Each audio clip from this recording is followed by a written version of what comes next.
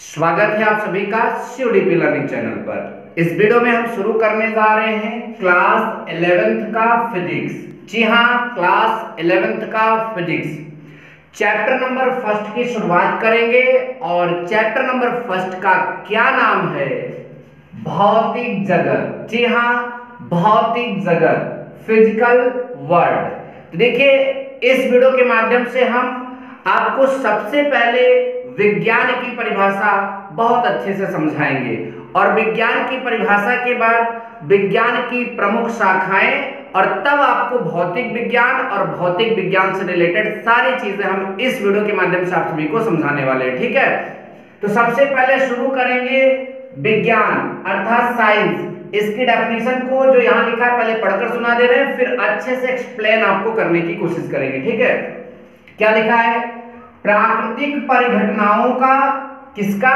प्राकृतिक परिघटनाओं का प्रायोगिक परीक्षणों एवं वैज्ञानिक तर्कों के आधार पर। सुनिए, प्राकृतिक परिघटनाओं का प्रायोगिक परीक्षणों एवं वैज्ञानिक तर्कों के आधार पर विस्तृत, गहन एवं सुव्यवस्थित ज्ञान ही विज्ञान है।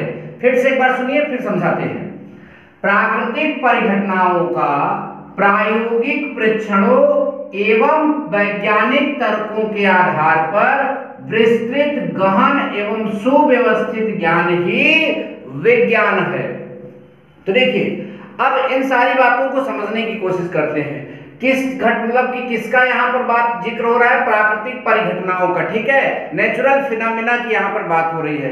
तो कुछ प्राकृतिक परिघटनाएं मैं पहले आपको दिखा दे रहा हूँ। प्राकृतिक परिघटना मतलब हमारे आसपास जो भी घटित हो रहा है, जो भी मतलब कि घट रहा है, वो प्राकृतिक परिघटना के अंतर्गत आता है। जैसे सबसे पहला हमारा यहाँ पर है सूर्य का पूर्व दिशा में, सूरज जो है पूर्व दिशा में क्या होता है? उदय होना, और सायंकाल पश्चिम दिशा में क्या हो जाना? उसका अस्त हो जाना। ठीक, फिर दिन और रात की सतत पुनरावृत्ति, लगातार दिन के बाद रात, रात के बाद दिन, दिन के बाद रात, रात के बाद दिन। इस तरह से दिन और रात की सतत पुनरावृत्ति ये हमारे आसपास में होने वाली परिघटना है। चंद्र ग्रहण एवं सूर्य ग्रहण ये हमारे आसपास होने वाली परिघटना है। आकाश का रंग नीला दिखाई देना ये परिघटना है। इंद्रधनुष का बनना, मतलब बहुत सारी परिघटनाएं हमारे आसपास लगातार हो रही हैं। और इन्हीं परिघटनाओं का कैसा प्रायोगिक परीक्षण, पहले हम प्रैक्टिकली उसका मतलब कि ऑब्जर्वेशन करेंगे और वैज्ञानिक तर्क के आधार पर उसका विस्तृत, एकदम विस्तृत, गहन एवं सुव्यवस्थित अगर ज्ञान प्राप्त कर लेंगे तो विज्ञान कहलाएगा। अब कहोगे कि ज्ञान प्राप्त कैसे किया जाता है? तो एकदम जीरो लेवल से सोचो जब विज्ञान का कोई अस्तित्व नहीं था, विज्ञान के बारे में कोई लोगों को समझ नहीं थी, तब से मैं शुरुआत करता हूं और इस घटना के बारे में मैं आपको सोचकर मतलब आपको खुद सोचने पर मजबूर करूंगा और आप खुद समझ जाएंगे। देखिए, मान लीजिए आज से आप 5000 साल पहले चले जाइए। ठीक है, उस समय भी सूरज पूर्व दिशा से उगता था और पश्चिम दिशा में क्या हो जाता था? डूब जाता था। तो देखिए, आप उस समय अगर रहे होंगे तो आप ये मानते होंगे, देखिए ये पृथ्वी है, सूरज ये है, ये यहां से कहां जा रहा है? यहां जा रहा है। ठीक, मान लो ये पूरब है और ये कहां जा रहा है? पश्चिम जा रहा है। तो उस समय जो है क्या बोला जाता था कि सूर्य जो पृथ्वी जो है वो बीच में है और सूरज उसके चारों ओर क्या कर रहा है? चक्कर लगा रहा है। ठीक, तो एक नॉलेज जो सबसे पहले जो मतलब अरस्तु के समय में जानकारी दी गई, इस तरह से दी गई कि सूर्य उगकर यहां पर चला जाता। ठीक है, और बाद में जब और वैज्ञानिक आए और लोगों ने इस बात को समझा तो उसमें उनको कुछ फाल्ट समझ में आया, तो उन्होंने बोला नहीं, सूरज मतलब कि पृथ्वी के चारों ओर चक्कर नहीं लगाता, बल्कि पृथ्वी सूरज के चारों ओर चक्कर लगाती।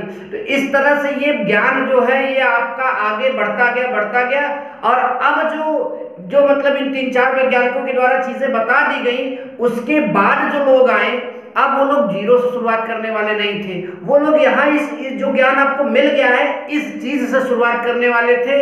तो ये एक प्रकार से कैसा ज्ञान हो गया? सुसंगठित हो गया, सुव्यवस्थित ज्ञान हो गया। ठीक है ना, अब इनको जीरो से सोचने की जरूरत नहीं है। तो ये कौन सा ज्ञान, सूर्य का पूर्व दिशा में उदय होना और सायं काल में पश्चिम दिशा में क्या हो जाना, मतलब अस्त हो जाना। तो ये ज्ञान अब सुसंगठित हो चुका है, सुव्यवस्थित हो गया है, और इसका गहन से मतलब इतना समय से जो अलग अलग वैज्ञानिकों के द्वारा इसका जानकारी लिया गया, ये गहन अध्ययन हो गया। ठीक है, तो इसीलिए मैं कह रहा हूं कि प्राकृतिक परिघटनाओं का प्रायोगिक परीक्षणों एवं वैज्ञानिक तर्कों के आधार पर विस्तृत, गहन एवं सुव्यवस्थित ज्ञान ही क्या कहलाता है, विज्ञान कहलाता है। आई होप कि आपको बातें समझ में आ गई।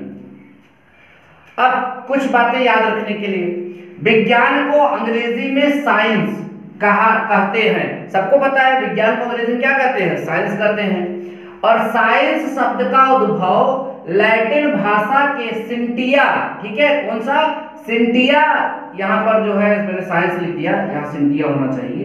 ठीक है, तो देखिए लैटिन भाषा की कौन से, सिंटिया से हुआ है, जिसका अर्थ क्या है, जानना होता है। ठीक है, किसी भी चीज को जानना। विज्ञान का शाब्दिक अर्थ है विधन ज्ञान। विज्ञान का शाब्दिक अर्थ क्या है, विधन ज्ञान, अर्थात विशिष्ट ज्ञान, किसी चीज के बारे में विशिष्ट ज्ञान।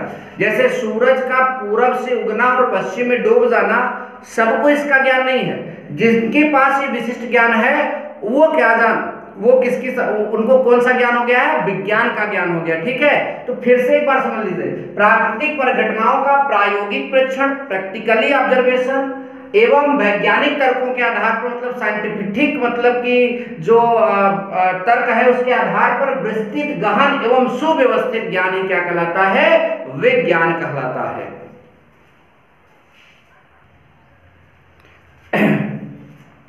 तो देखिए परिभाषा के बाद अब हम लोग इसके जो है शाखाओं को समझते हैं। तो विज्ञान की शाखाएं क्या क्या हैं, आइए देखते हैं। देखिए विज्ञान की शाखाएं, तो देखिए हमने यहाँ विज्ञान लिखा और ये इसकी प्रमुख शाखाएं, इसके अतिरिक्त भी है लेकिन जो प्रमुख है उन्हीं को ले रहे हैं। ठीक है, पहला आपका कौन सी शाखा है, भौतिक विज्ञान, दूसरा रसायन विज्ञान, तीसरा जीव विज्ञान, चौथा भूविज्ञान, पांचवा खगोल विज्ञान, और इसके अलावा भी आपके पास और विज्ञान हो सकते हैं। ठीक है, भौतिक विज्ञान को हम लोग फिजिक्स, रसायन विज्ञान को हम लोग केमिस्ट्री, जीव विज्ञान को हम लोग बायोलॉजी, भूविज्ञान को हम जो है अर्थ में बोलते हैं। देखिए भूविज्ञान को हम लोग जियोलॉजी बोलते हैं। ठीक है, जियोलॉजी, और ये जो आपका खगोल विज्ञान जो है आपको इसको हम एस्ट्रोनॉमी बोलते हैं। ठीक है, आई होप कि आप ये सब जान रहे हैं। तो ये आपकी कुछ शाखाएं हो गई। अब जो है मेन जो स्टार्ट करना है, जो चैप्टर में आपको पढ़ना है वो है भौतिक विज्ञान, जिसे अंग्रेजी में हम फिजिक्स बोलते हैं। तो सबसे पहले इसकी डेफिनेशन समझेंगे, उसके बाद जो चीजें यहाँ पर लिखी गई इनका मतलब भी जानेंगे। तो परिभाषा क्या है, भौतिक विज्ञान विज्ञान की वह शाखा है। एक्चुअल में यह भी एक विज्ञान है, तो अगर एक विज्ञान है तो विज्ञान की एक शाखा हो जाएगी।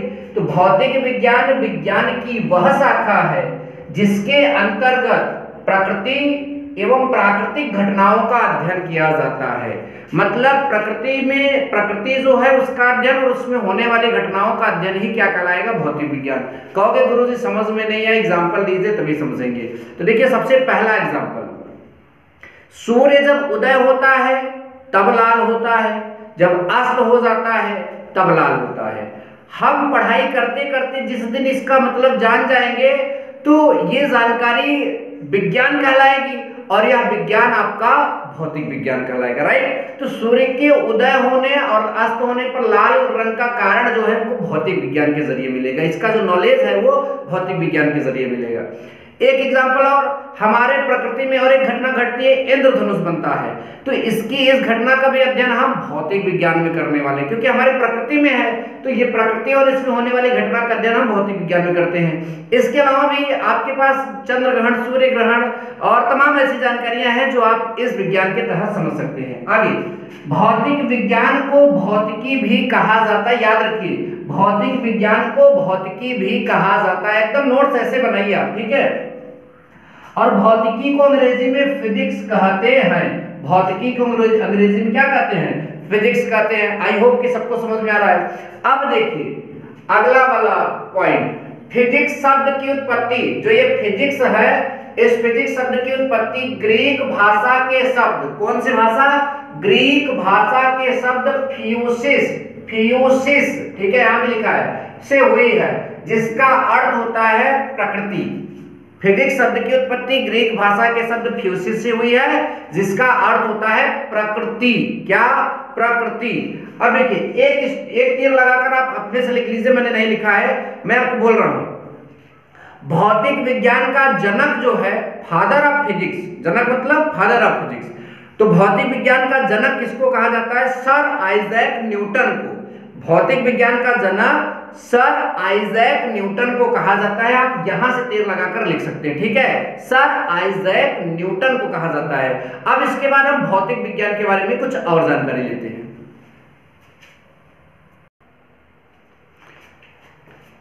तो आइए अब हम जानकारी लेते हैं भौतिकी के कार्य क्षेत्र की, स्कोप ऑफ फिजिक्स। भौतिकी का कार्य क्षेत्र क्या है? तो देखिए, जैसे हमने बताया, विज्ञान एक बहुत बड़ी शाखा है, उसको कई शाखाओं में मतलब विज्ञान एक बहुत बड़ा मतलब विषय है, तो उसको बहुत सारी शाखाओं में बांट दिया गया। वैसे ही भौतिकी भी कोई छोटी शाखा नहीं है, इसमें भी बहुत सारी मतलब कि जानकारियां हैं, जिसको हम अपने अध्ययन की सुविधा के लिए मुख्य रूप से पहले दो कार्य क्षेत्र में बांटते हैं। तो हमारा कार्य क्षेत्र पहले जो बटेगा भौतिकी का, वो मुख्य रूप से दो कार्य क्षेत्र में बटेगा, स्थूल प्रभाव क्षेत्र, ध्यान दीजिए, और सूक्ष्म प्रभाव क्षेत्र। ठीक, मैंने क्या बोला? स्थूल प्रभाव क्षेत्र और सूक्ष्म प्रभाव क्षेत्र। स्थूल प्रभाव क्षेत्र को अंग्रेजी में microscopic effect field, microscopic effect field, और सूक्ष्म प्रभाव क्षेत्र को माइक्रोस्कोपिक इफेक्ट फील्ड कहते हैं।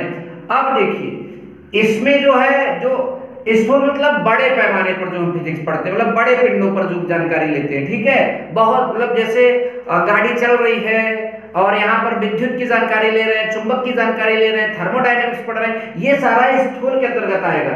और सूक्ष्म मतलब अणु, परमाणु, आयन, इतनी छोटी सी मतलब कि अगर जगह पर फिजिक्स का ज्ञान अप्लाई हो रहा है तो वो आपका सूक्ष्म प्रभाव क्षेत्र में जाएगा। अब देखिए, इसमें मुख्य शाखाएं, स्थूल प्रभाव क्षेत्र में मुख्य शाखाएं क्या हैं? यांत्रिकी, मैकेनिक्स, जिसमें हम न्यूटन के नियम पढ़ेंगे, गति का नियम पढ़ेंगे, ये सारा जो गति से संबंधित चीजें होती हैं वो सारा का सारा यांत्रिकी में आएगा। इसमें 7-8 चैप्टर आपको पढ़ने होंगे, ठीक है। विद्युत गति, विद्युत और चुंबकत्व का सारा नॉलेज आप इसमें पढ़ेंगे इलेक्ट्रोडायनेमिक्स में, ठीक है। इसमें कूलाम का नियम, एम्पियर का नियम, मतलब सारी चीजें जो है आप यहाँ पर पढ़ने वाले हो।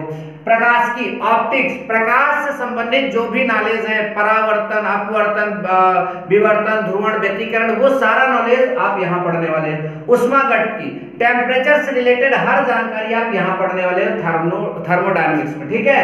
तो ये आपका स्थूल प्रभाव क्षेत्र हो गया। सूक्ष्म प्रभाव क्षेत्र में नाभिकीय भौतिकी, न्यूक्लियर फिजिक्स, तो जो आप एटम और मॉलिक्यूल्स लेवल पर फिजिक्स पढ़ने जा रहे हो, यदि उसमें न्यूक्लियर से संबंधित जानकारी, नाभिक से संबंधित जानकारी, जैसे रेडियो एक्टिविटी हो गया, नाभिकीय ऊर्जा हो गया, ये सारी चीजें आप पढ़ेंगे, नाभिकीय संलयन हो गया, नाभिकीय विखंडन हो गया, तो सब न्यूक्लियर फिजिक्स में जाएगा।